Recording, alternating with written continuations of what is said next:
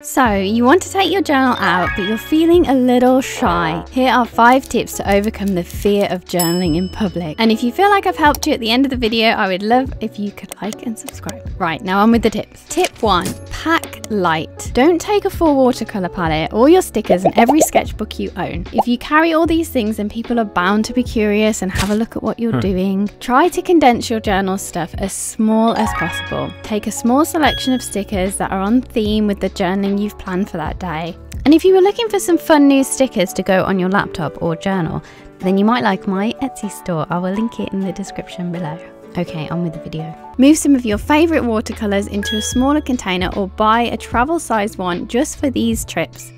Along with those, you can pack a water brush, a cloth, making it easy to wet your palettes and clean your brushes. Select a few pens and pencils, but again, don't take your entire collection. Same with scissors, don't take the biggest pair you own, take some smaller ones. I also have a handy portable printer that connects to my phone, but if you don't have this, you can always print off your pictures at home and cut them out ready before you go. Okay, so now you're all packed up and ready to go, let's go into the cafe with tip number 2. Order something. This might not be necessary depending on where you are, but if you've chosen a cafe or somewhere that sells food, it might make you feel less awkward if you actually order something first.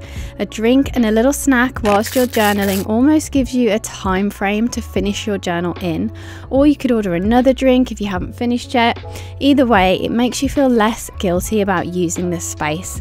So many people work from cafes now, so don't feel bad about taking up a little corner with your journaling. So you're in the cafe, you've ordered your drink, and on to tip 3. Sit in a corner. Looking around, wondering where to sit, and if you feel anxious about people peeking over your shoulder to see what you're up to, then sit with your back to the wall, preferably in a corner. This way, if someone does want to see what you're up to, they will come directly towards you instead of leaning over your shoulder. Also, you may be thinking to avoid this, I'll go somewhere quiet like a park and no one will talk to me. Bad news. This is not true.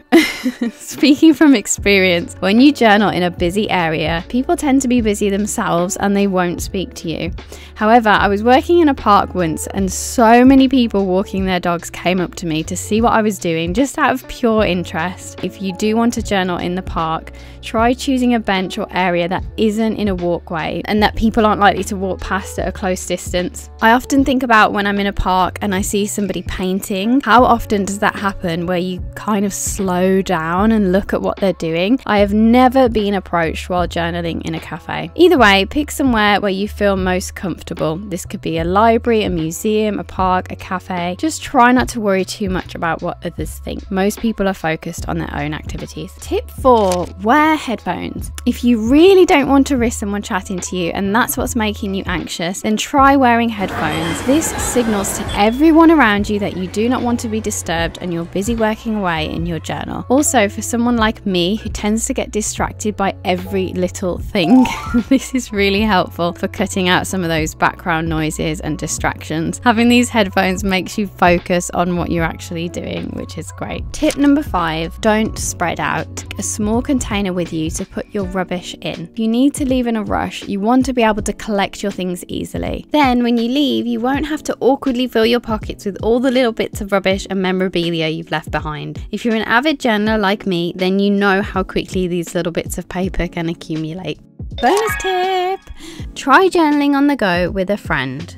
Even if your friend doesn't journal themselves, ask them if they mind accompanying you, so your first few outings aren't so daunting. I've found this really helped me. My husband usually sits there with a book or something like that whilst I'm journaling. It's actually a really nice, relaxing thing to do together, so I'm sure your friends won't mind if you ask them if you can bring your journal along with you. I really hope this video has helped you with your journaling in public. Journaling in public can be really useful tool and a great source of inspiration, whether it's people watching and live sketching or finding inspiration in nature. I hope that this has inspired you to go out there and be brave and just do a little sketch, even if it's just one to start with. Just make sure when you're out and about that you keep an eye on your belongings and don't let them go out of your sight. So you may notice in some of these clips a little bump has appeared.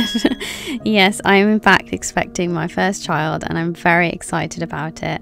But that is why I have been away for some time and I'm hoping to come come back soon with some more regular videos, so please stay tuned for those. So that's it from me. I hope to see you very soon with a brand new video. Take care, everybody. Bye.